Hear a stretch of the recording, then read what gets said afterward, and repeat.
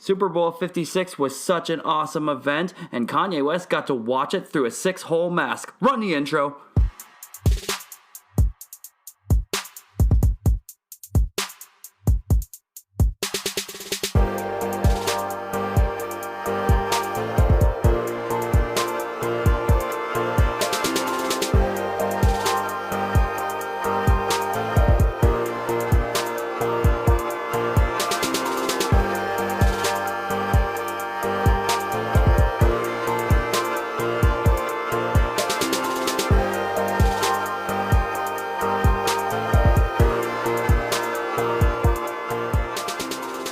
My homies, what is up?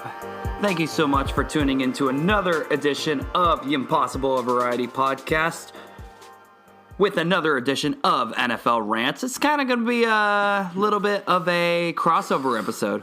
It's going to be a crossover episode because of the fact that we are talking not only about the ins and outs of the game between the Cincinnati Bengals and the Los Angeles Rams, but we're also going to break down the halftime show, what we caught from the performers, what things they added in, some little aspects behind it, my reactions to it. It's going to be a fun one.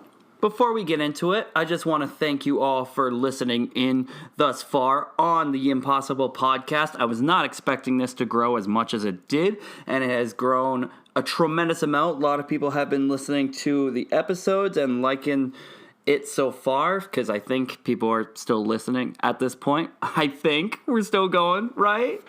Anyways, I just wanted to thank you for tuning in time and time again, and make sure that you are following on Spotify, subscribing on Apple Podcasts. Leave a rating if you're liking what you're seeing. I leave polls and questions up on Spotify as well. Feel free to interact with those as well.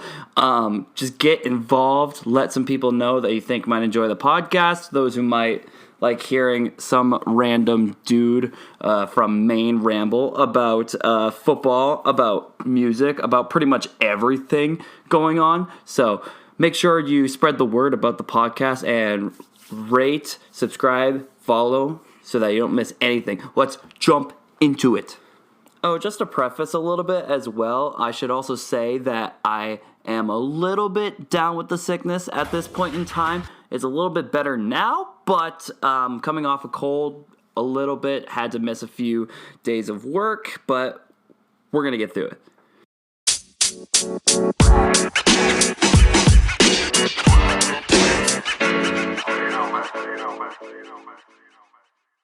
All right, before we get to the halftime show, we're going to talk about the game first of Super Bowl 56. So, a few things about this. First of all, way beforehand, everyone did a pretty good job with the national anthem, America the Beautiful. Nothing really to complain about. Short, simple, right to the point. It was wonderful. The Rock had like a weird entrance thing. A lot of people didn't like it. I thought it was pretty funny. Then again, I just love The Rock for pretty much anything. But he like had this weird entrance introduction type thing where he basically just kind of introduced both of the teams, and it was funny because nobody was expecting it. Like I didn't really know what to say about it, but it happened either way, and that's how it came off. So the game started with a lot of defense. The Bengals made a stop, the Rams made a stop, and then finally, I think it was the third or fourth drive of the game total, where OBJ, Odell Beckham Jr., caught a touchdown from Matthew Stafford.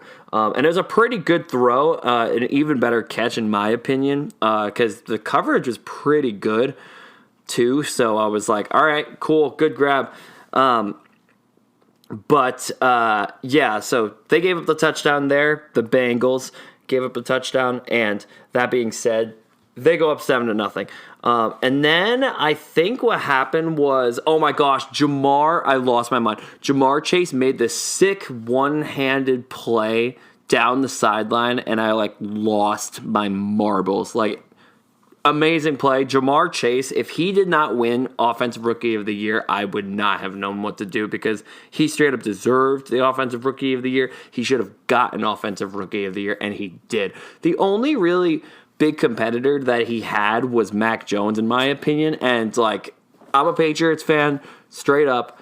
But I knew. I was like, there's no way that Jamar Chase can actually get snubbed for Rookie of the Year. There's no way. He broke like so many records, so there's no way that he doesn't get Rookie of the Year. But what was really annoying is that they only got 3 points from that drive. It was okay. It was fine, but they only got 3 points from that drive, which I honestly think they could have scored a touchdown if the Rams defense wasn't suffocating them so much. So that being said, the Cincinnati Bengals ended up scoring a touchdown later on. This was such a good play call from Zach Taylor, which he had some questionable play calls along the lines, but like going for it on 4th down at midfield. Like, why are you going for it on 4th down at midfield? That makes no sense. But I mean, maybe he had his reason for it. I don't really see the reason. I think he should have punted it and pinned him back, but that's just me. But the way that the Bengals got their first touchdown in the second quarter was they were getting the run game going pretty well. And so Joe Mixon was kind of running it pretty well and everything for the most part. But the reason why they got that touchdown is because they actually did a trick play where it was a run back, a halfback throw, I should say. And they got the touchdown that way. And it was such a good play call because the Rams completely fell for it. And so Bengals wide receiver was straight up just wide open in the end zone. I don't remember who it was that threw the touchdown or caught the touchdown. Oh, it was T. Higgins that caught the touchdown. But that being said, he caught the touchdown, and honestly, just a really good play call. So that being said, it's like pretty close when it goes to halftime. I think it's 13-10 when it goes to halftime.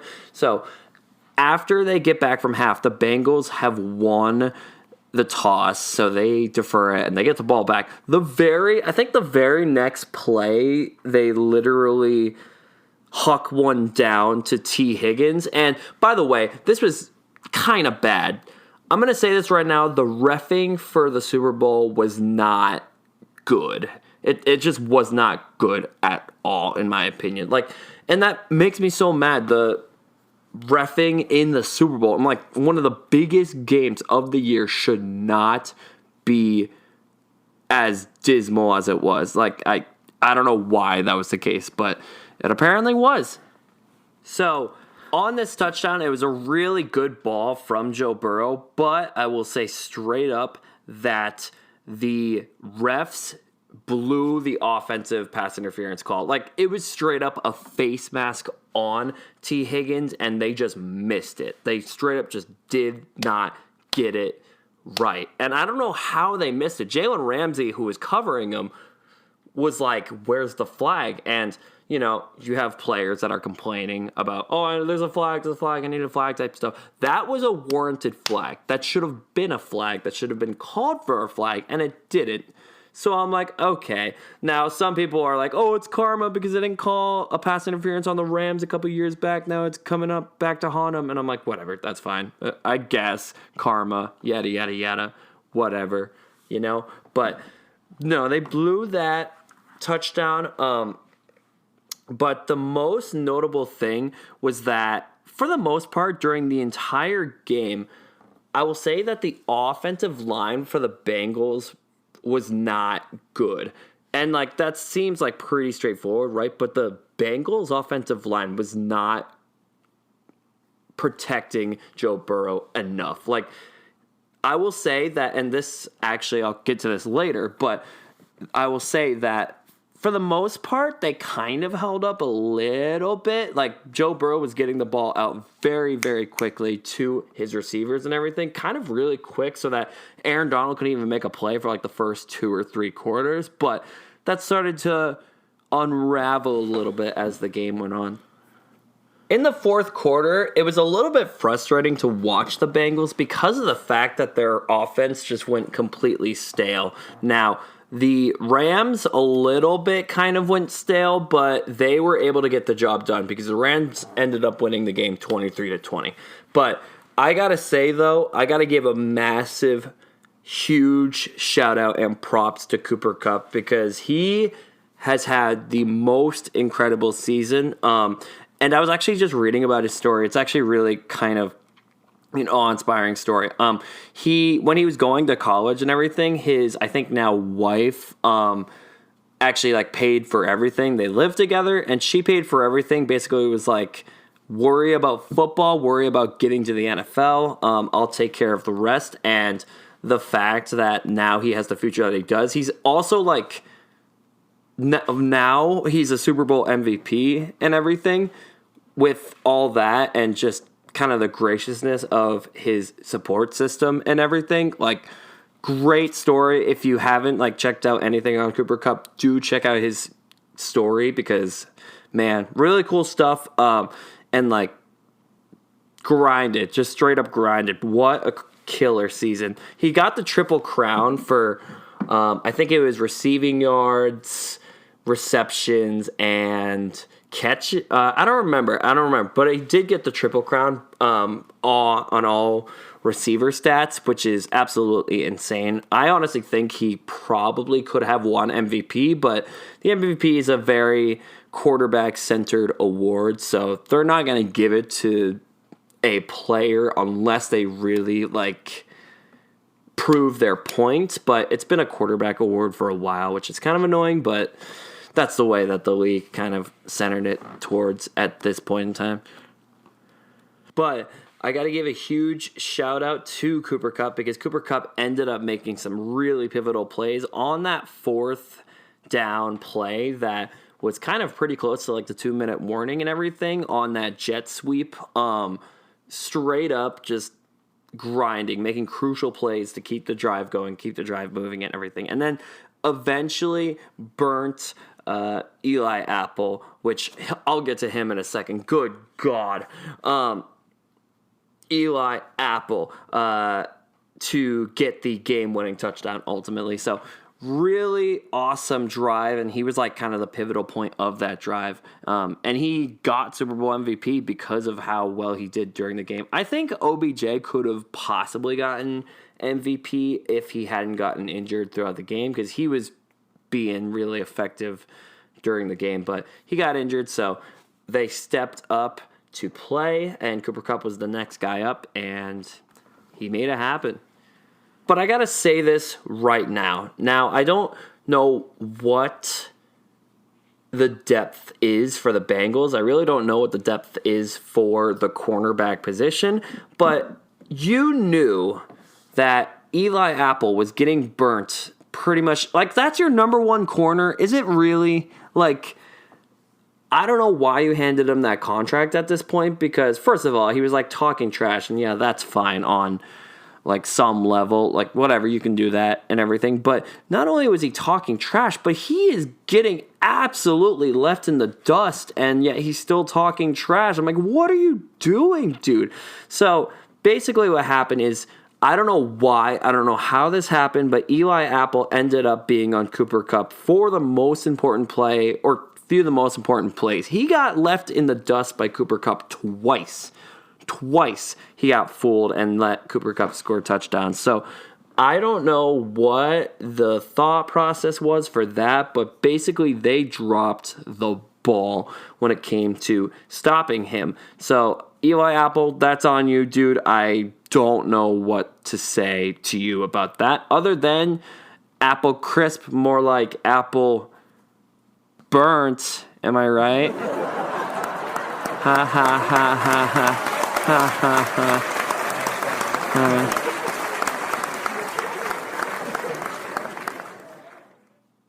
That was such a sick burn. Oh no. Anyways, but that being said, another thing that happened along the stretch, it didn't really happen in the first half, really. I didn't really see it much, but in the second half, the Rams got to Joe Burrow and got through that offensive line 7 times to sack Joe Burrow. 7 times. And yes, granted, the Bengals did get sacked 9 times against the Titans and win, but still, that's a little bad. And we knew that the Bengals did have a rough offensive line. A lot of people were wondering why the Bengals drafted Jamar Chase instead of Penei Sewell because they needed to protect Joe Burrow. But, I mean, Jamar, I think, ended up being the good pick here, but they need to figure out their offensive line issues so that they can actually, get time for Joe Burrow because they got sacked 7 times down the stretch. That's why your offense went stale. That's a big reason.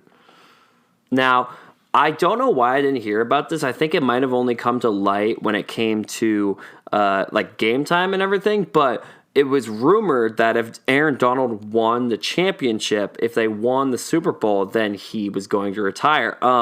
And I assume that there are a lot of guys on the Rams that I think their timer is a little bit up, which is kind of interesting, and that kind of sets their all-in narrative because of the fact that they pretty much got rid of all their future picks to like get a super team now. They went mad in rebuild mode. It was kind of crazy, but that being said, their offensive lineman, Andrew Whitworth, is probably going to retire. Does Aaron Donald, who's like one of the best defensive players that we've known to this time, retire at this point as well?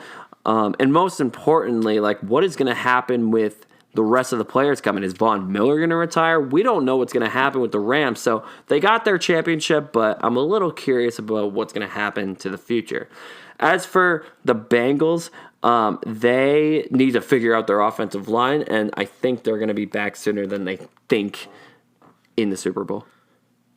But a little thing about just kind of the overall vibe of the Super Bowl, I will say that the mask mandates were kind of out the window.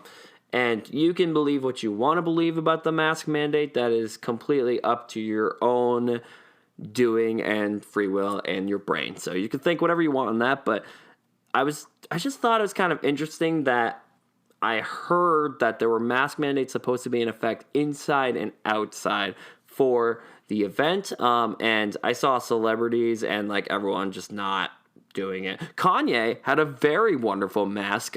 He took it a little bit too far, in my opinion, but he did do it. And then he took it off later on, but I was like, oh my gosh. If you haven't seen Kanye at the Super Bowl with his like black sack over his face, please go look it up. It is ludicrously funny. I swear to you, you will not regret it.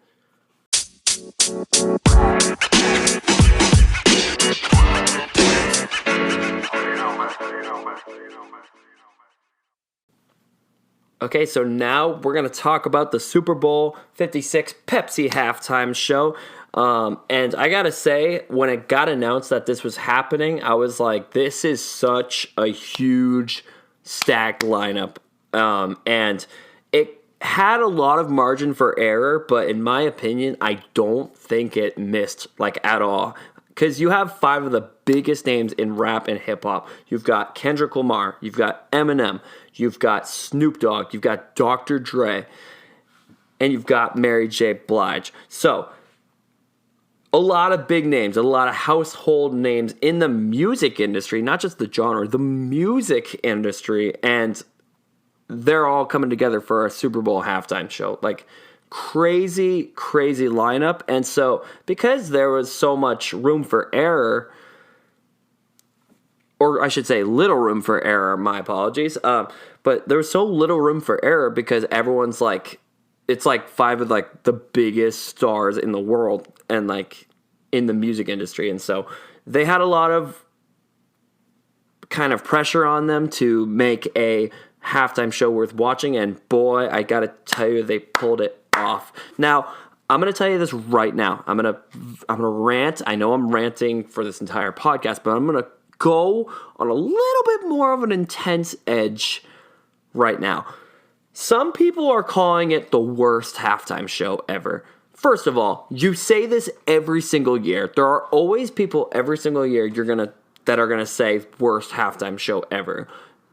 You're always going to say that every single year. It doesn't matter what happens. It could be AC/DC. You'll say worst halftime show ever. It could be, I don't know, some other artist, and you'll say it's the worst halftime show ever. You could say it's Kids Bop, and you'll say it's the worst halftime show ever. So people are going to be mad about the halftime show, but I don't think it was the worst halftime show. I will say right now, if you really want to see what the most objectively bad halftime show is, go watch the halftime show. I don't remember what Super Bowl it was, but it was sponsored by Disney. Disney, please don't sue me.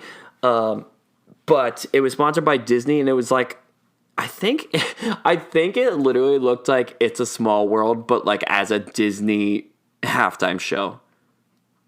Imagine that as you will. It's not ideal. But that being said, a lot of people also thought it was too short. And like the reason why I thought it was too short is because think about it. There was only one artist for the past few years. There was The Weeknd last year, and I don't remember who the. Oh, I think it was No, it was Maroon 5 the year before that. It was Maroon 5, and so like one artist having 15 minutes compared to 5 artists have 15 minutes. That's literally like if you average that's like 3-4 minutes per artist of like really doing stuff. So that's why I felt short. That's why I felt jam-packed, because we were like, okay, we get a snippet of this, we get a snippet of this, we get a snippet of this. But like they all packed a punch. Now, I gotta say, I straight up was like, yo, when they teased the Tupac song, California Love. Because like this show was basically grounded in like rap and hip hop roots, and I was like, and I think that's really what they were going for. I think that's what Dr. Dre wanted. I think that's what Snoop wanted. And so the fact that they actually teased California Love by Tupac was like, let's go. Now, I gotta say, we cannot discredit anyone, really, because everyone kind of knocked it out of the park. Mary J. Blige knocked it out of the park. Now, that was the one artist that I don't know a whole lot about, but she did really, really well. I gotta give credit to her. I gotta say, so it's my favorite part. My favorite part was Kendrick Lamar. I'm a huge, out of all of those artists, I will say Kendrick Lamar is my favorite out of all those. But, like, the fact that his entrance was Mad City, and then he came out with that and did all right. Oh, I gotta tell you, it was so nice, so fresh, so good. He easily could have done Humble as well, but like I honestly love the fact that he did all right. And I think that song resembles more of like the overall vibe that was getting put on by Dr. Dre, 50 Cent, and Snoop Dogg for the most part. So I'm kind of glad that he actually did go with that. But I will say I was not expecting 50 Cent to pull up at all in the club. Hey, how funny, how funny. But that being said, I did not expect 50 Cent to actually make an appearance, but that was really cool because he mimicked the In the Club music video where he was hanging upside down and everything. I don't know how he was up there. I don't know how long he was up there or anything, but like, man, he did it for a good minute and it was really cool.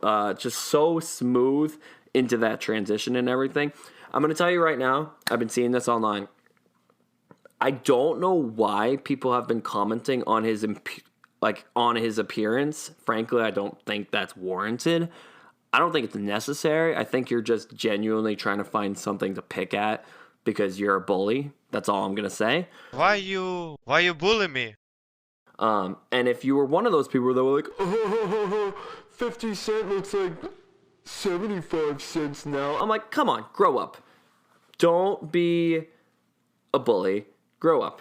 Don't be that kind of person.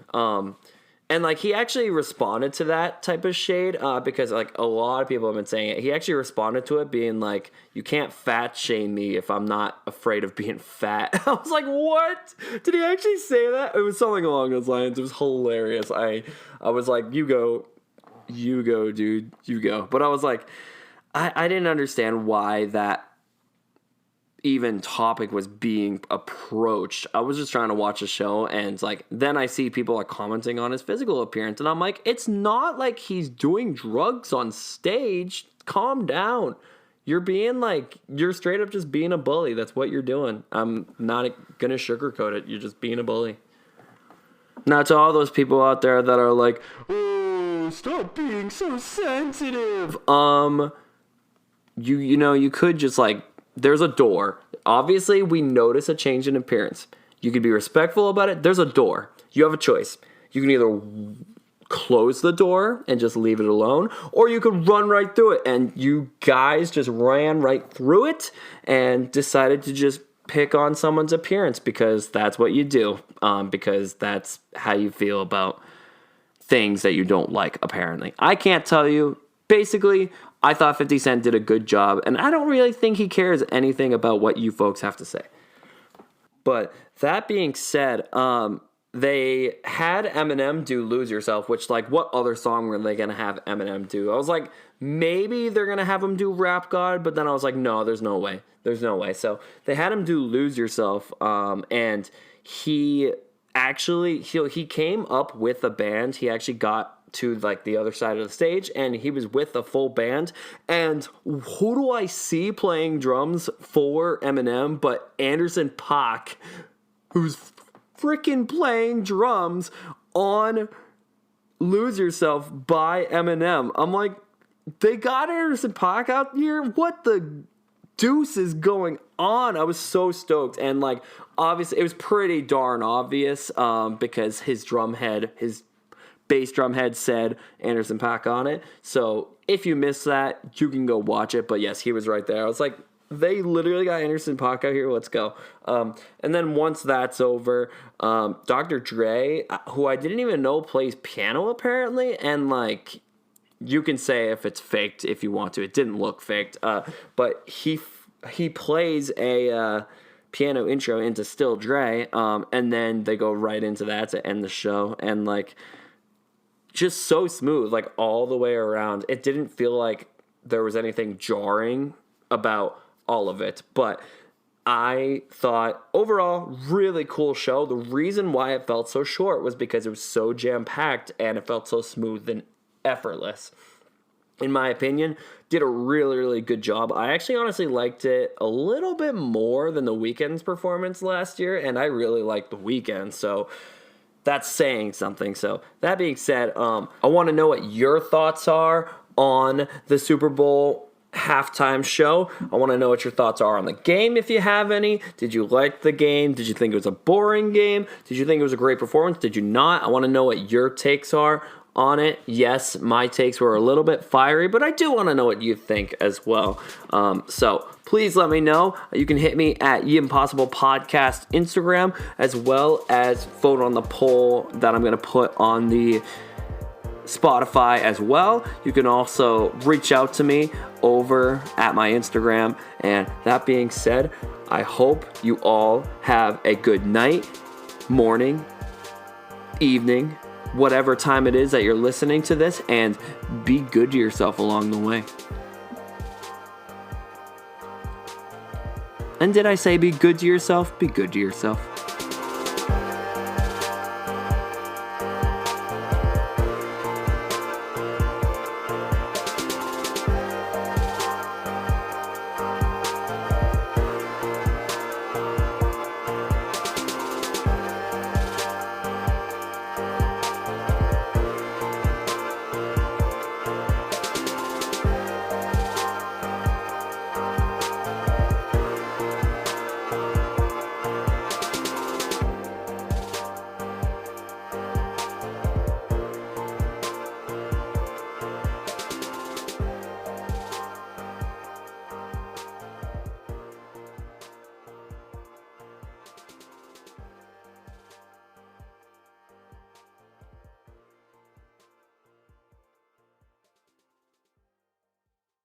The Patriots better be playing in the Super Bowl next year. Thank you very much.